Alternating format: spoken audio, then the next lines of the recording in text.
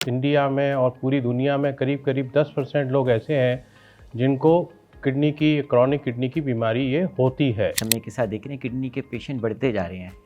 इसका मुख्य कारण जैसे आपने बताया कि शुगर और बीपी का कारण रहता है। जैसे भी साइट्रस फ्रूट्स हैं, नींबू पानी है, नारियल पानी है, जूसेस हैं, ये सब चीज़ें नहीं लेना चाहिए। इन सब में पोटेशियम की मात्रा ज़्यादा होती है। सर हम इसको मेजर कैसे करें? एक आम आदमी अपनी ज़िंदगी में कैसे करे? कितना ग्राम प्रोटीन इतनी दाल से आ रहा है, 5 ग्राम से कम नमक खाना है, तो कैसे उसको हर चीज़ को कैसे नापे वो? नमस्कार, मैं डॉक्टर श्याम बंसल हूँ और मैं मेदांता हॉस्पिटल गुड़गांव में डायरेक्टर एंड हेड नेफ्रोलॉजी हूँ। आज हम second episode of kidney conversation start कर रहे हैं और इसमें हम क्रॉनिक किडनी डिसीज़ के बारे में बात करेंगे।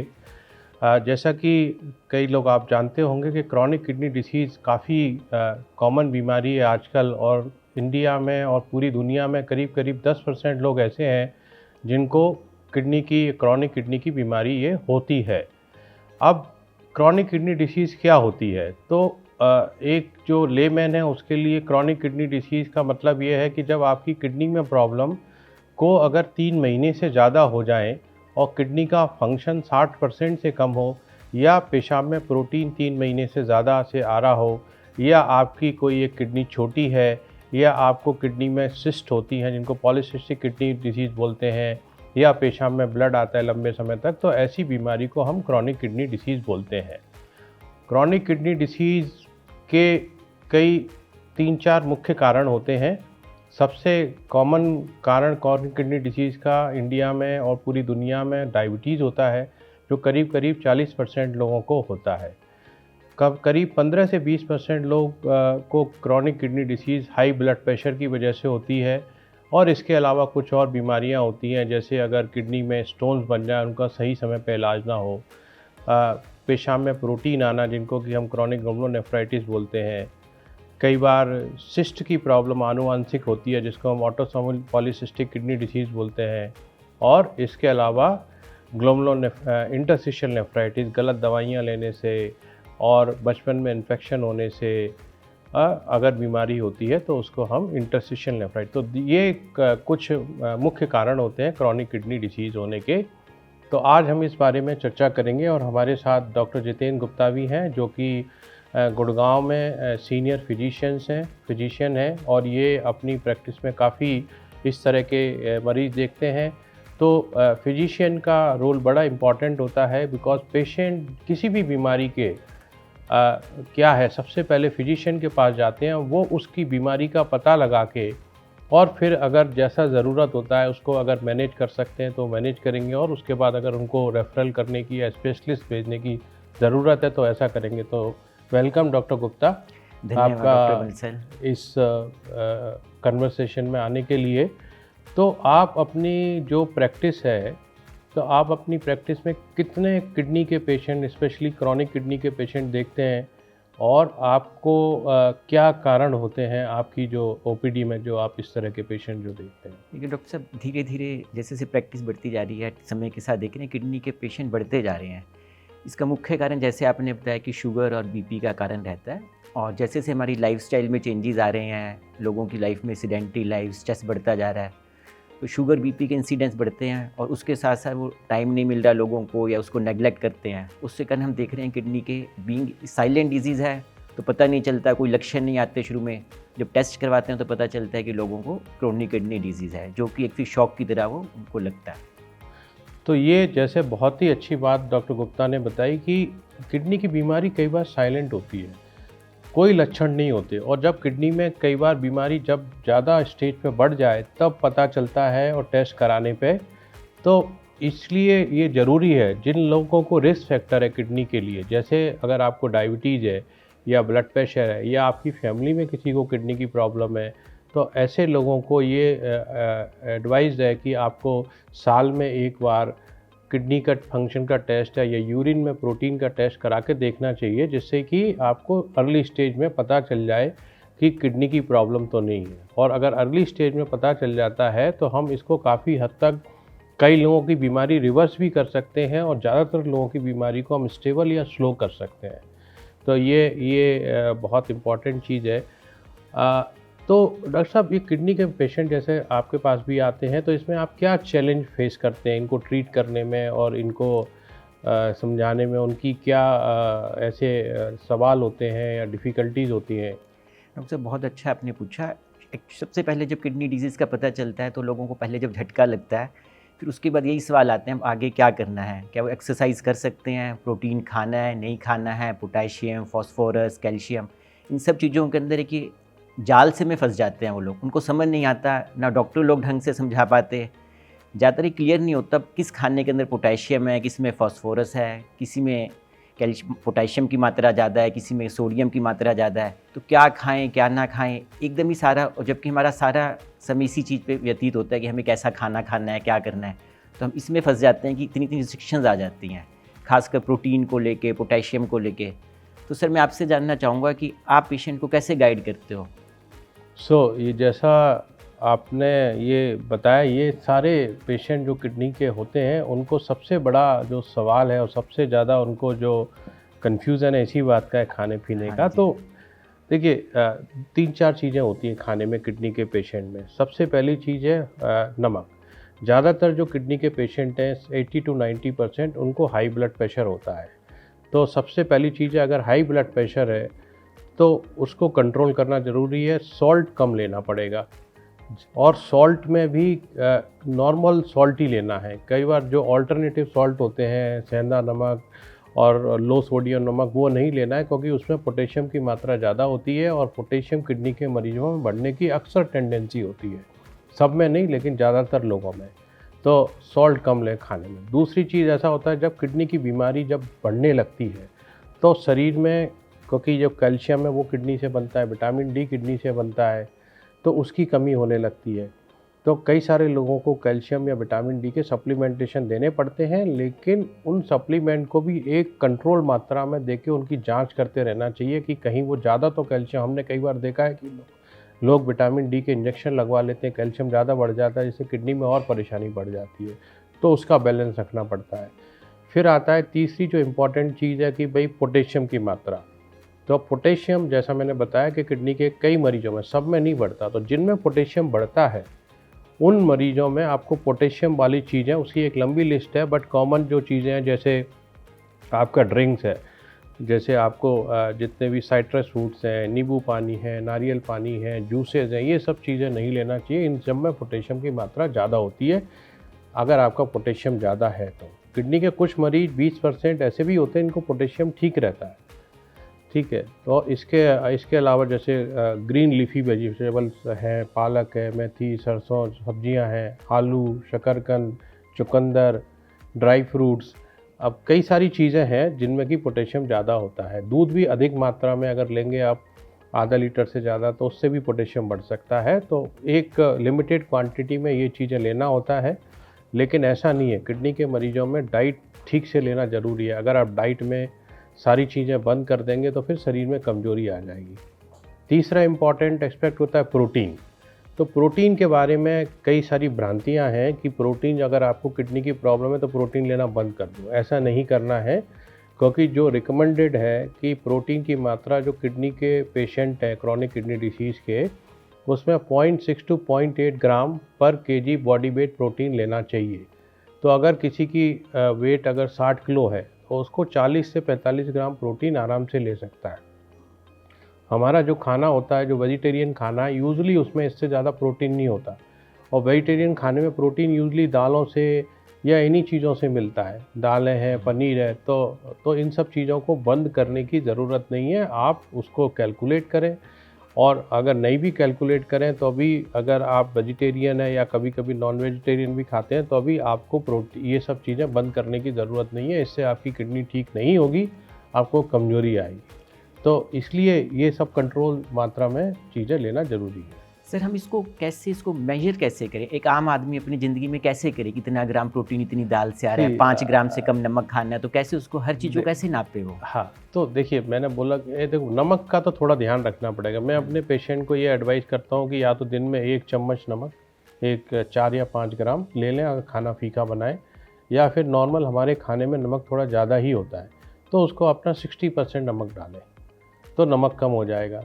नमकीन ना लें, अचार, पापड़, चटनी ये ना लें, क्योंकि इन सब चीज़ों में नमक ज़्यादा होता है। ठीक है, अब प्रोटीन की बात है, तो प्रोटीन में वैसे चार्ट रहता है, हमारे पास तो एक चार्ट होता है जिसमें ये लिखा रहता है कि जैसे 1 कटोरी दाल में 6 ग्राम प्रोटीन होता है, 1 अंडे में 6-7 ग्राम प्रोटीन होता है, 100 ग्राम पनीर या आपका चिकन या फिश है उसमें 20 से 25 एक ग्राम कटोरी प्रोटीन होता दाल, है। सूखी दाल ली, उसको कुकर में बनाया 3-4 कटोरी पानी डाल के, तो उसमें प्रोटीन की जो मात्रा लेंगे हम उस दाल की कटोरी की लेंगे, जैसे पूरी जो दाल बनी उसके हिसाब से लेंगे? कटोरी की मात्रा, 1 अच्छा, कटोरी तो में करीब 5 से 6 ग्राम प्रोटीन रहता है। हाँ जी, तो ना उस तो हिसाब उस तरह से रहता है। तो 100 ग्राम अगर आप देखेंगे तो करीब उसमें 25-30 ग्राम प्रोटीन रहता है, 20-25 ग्राम। तो दालें बंद करने की ज़रूरत नहीं होती। दालें अपना टाइम पे लें, अपना और उसको बंद ना करें। और डॉक्टर साहब आजकल एक बच्चों के अंदर, युवाओं के अंदर एक प्रोटीन सप्लीमेंट लेने का क्रेज़ बहुत हो गया है। तो कुछ लोग तो कहते हैं कि आजकल ये इंडियन जो डाइट है, जैसे आपने भी कहा प्रोटीन की मात्रा कम रहती है स्पेशली वेजिटेरियंस में, तो क्या प्रोटीन के सप्लीमेंट लेने से भी क्रोनिक किडनी डिजीज़ होने के चांस बढ़ते हैं? नहीं, जिनकी किडनी का फंक्शन नॉर्मल है, अगर वो प्रोटीन सप्लीमेंट लेते हैं तो उनको किडनी डिसीज़ होने के चांसेस नहीं होते हैं। केवल जिनको किडनी की प्रॉब्लम है, तो ये देखा गया है कि जैसे अगर लो प्रोटीन डाइट, लो प्रोटीन मतलब आप 0.6 टू 0.8 ग्राम प्रोटीन ले रहे हैं, नॉर्मल प्रोटीन मतलब 1 ग्राम प्रोटीन पर केजी बॉडी वेट, तो 60, और हाई प्रोटीन मतलब 1.2 टू 1.5 ग्राम पर। तो जिनको किडनी की प्रॉब्लम है, क्रॉनिक किडनी डिसीज़ है, जिनको अगर हाई प्रोटीन डाइट देंगे, that is double the amount of the normal protein, हाँ जी। तब उनमें किडनी डिसीज़ का प्रोग्रेशन थोड़ा फास्ट हो सकता है, बस इतना है। जो अगर हेल्दी पर्सन है उसको अगर हाई प्रोटीन डाइट लेते हैं उससे किडनी डिसीज़ नहीं होती है, अगर आपको रिस्क फैक्टर नहीं है तो। सर पहले पढ़ा करते थे कि एक बारी CKD डायग्नोज हो गया तो हम पे ज़्यादा दवाइयाँ नहीं हैं, बीपी और शुगर को कंट्रोल करना है और फिर आगे धीरे धीरे प्रोग्रेसिव है और फिर डायलिसिस की तरफ या ट्रांसप्लांट की तरफ जाते हैं। पर अभी कुछ नई दवाइयाँ आई हैं, आपने भी कहा हम उसको हॉल्ट कर सकते हैं, आपने हॉल्ट वर्ड यूज़ करा, तो इसके बारे में कुछ बताएंगे सर, क्या नई दवाइयाँ हैं जिनसे हॉल्ट हो सकता है? तो किडनी की बीमारियों के ऊपर, जैसे अगर इसके ऊपर भी डिपेंड करता है कि आपकी किडनी की प्रॉब्लम क्यों है। जैसे अगर आपको ग्लोमेरुलोनेफ्राइटिस होती है, पेशाब में प्रोटीन आता है, उसका आप जल्दी पता लगाते हो और उसका ट्रीटमेंट अगर अप्रोप्रिएट करते हैं तो कई बार वो बीमारी रिवर्स हो जाती है।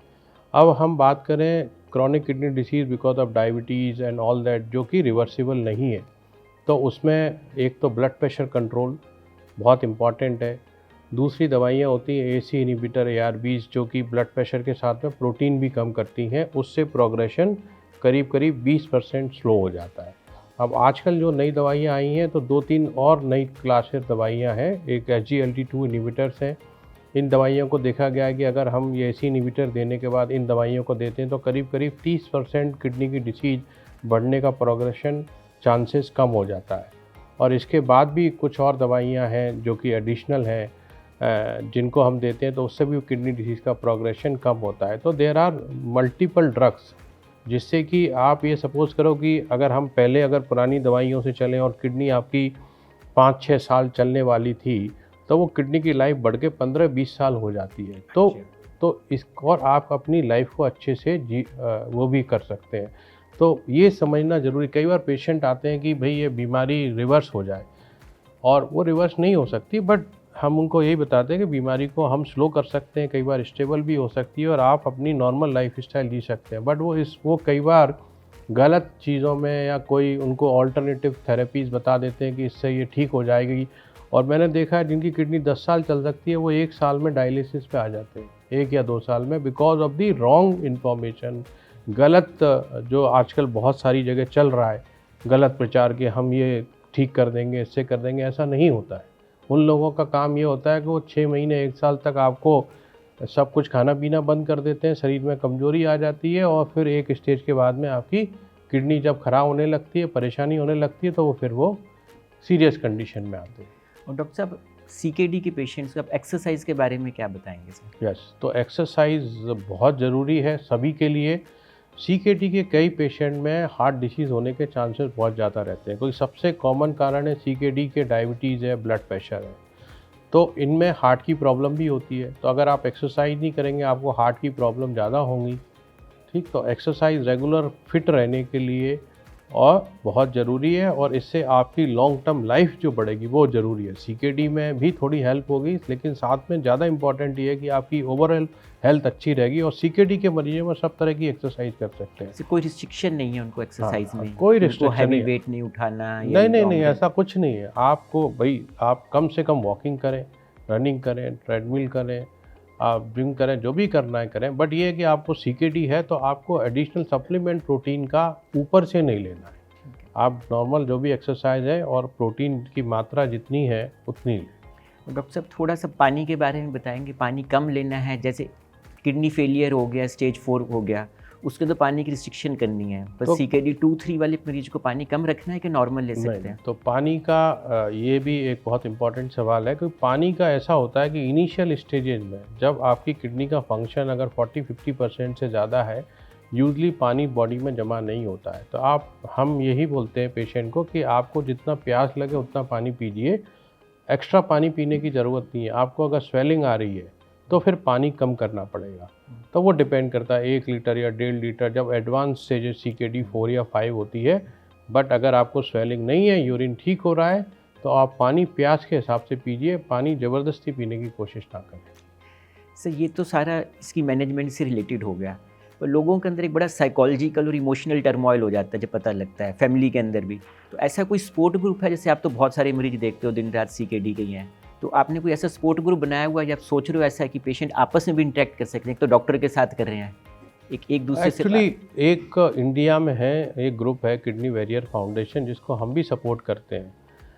बट उसमें देखिए क्या होता है, कई बार कि लोग अपनी सलाह, जैसे हमारे कई ट्रांसप्लांट या डायलिसिस पेशेंट होते हैं, वो दूसरे मरीज को अपने एक्सपीरियंस के हिसाब से बताते हैं।